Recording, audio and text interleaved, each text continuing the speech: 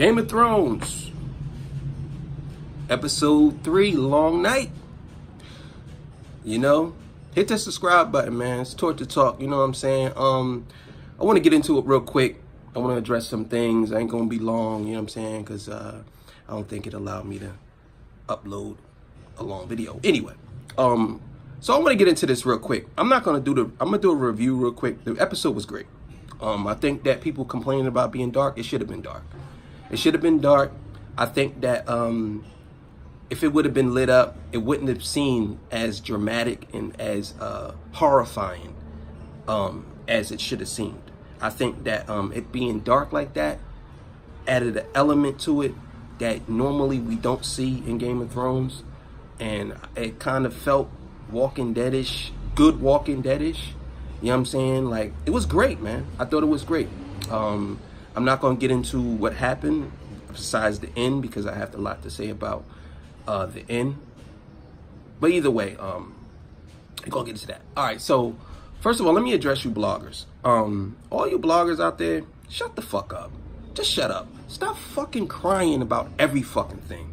You know what I'm saying? Y'all like, oh, they didn't do the Night King justice. How did they do the Night King justice? He been talked about since the first episode up until now.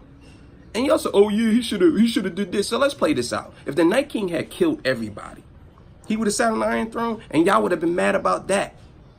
Oh, well, he should have did this. Listen, man, that's what makes Game of Thrones so great, because it's so unpredictable. Nobody knew that Arya Stark was going to kill the Night King. Nobody knew that. That's what makes it great. That's what makes the show good. It's the unpredictability. You know what I'm saying? I think that y'all just mad because y'all wanted Jon Snow to kill the Night King. And it don't work like that. That's not how real life works. Sometimes the hero is not who you want the hero to be. The same thing. You see what happened when Dany tried to set him on fire, it didn't work. And when she went up against him, he killed one of her dragons. It is what it is. Y'all just upset that a young girl killed him. And he was this great threat. But listen, everybody makes mistakes. That's why Game of Thrones is so great. Because everybody makes mistakes. Now, maybe if he didn't grab Arya and she somehow stabbed him in the shoulder or something, he probably would have lived. But he grabbed her and he made a fatal mistake. She dropped the dagger and stuck him in his chest. And he died. And that's that. But y'all need to stop complaining about it. It is what it is. That's how they wrote the show. No, and y'all making blogs like, oh, he's going to come back. Listen, if he comes back, he comes back. If he don't come back, it is what it is. Stop fucking crying about it. Like, oh my God, I can't believe that they like. I see blogs. I'm just going up my timeline on YouTube and I see y'all corny ass fucking bloggers crying about why the Night King got failed. Shut the fuck up. Shut up. It's a fucking show. Shut the fuck up. It's a fantasy show. Oh, it didn't make sense. How did it not make sense? You talking about White Walkers, who a guy who's raising the dead, and fucking dragons flying. How can you try to make sense out of something that doesn't make sense from the beginning? Like, what the fuck are y'all talking about? Shit just cracks me up how y'all complain about everything. Like, shut the fuck up. It's a fantasy novel. What the fuck? Either way, man.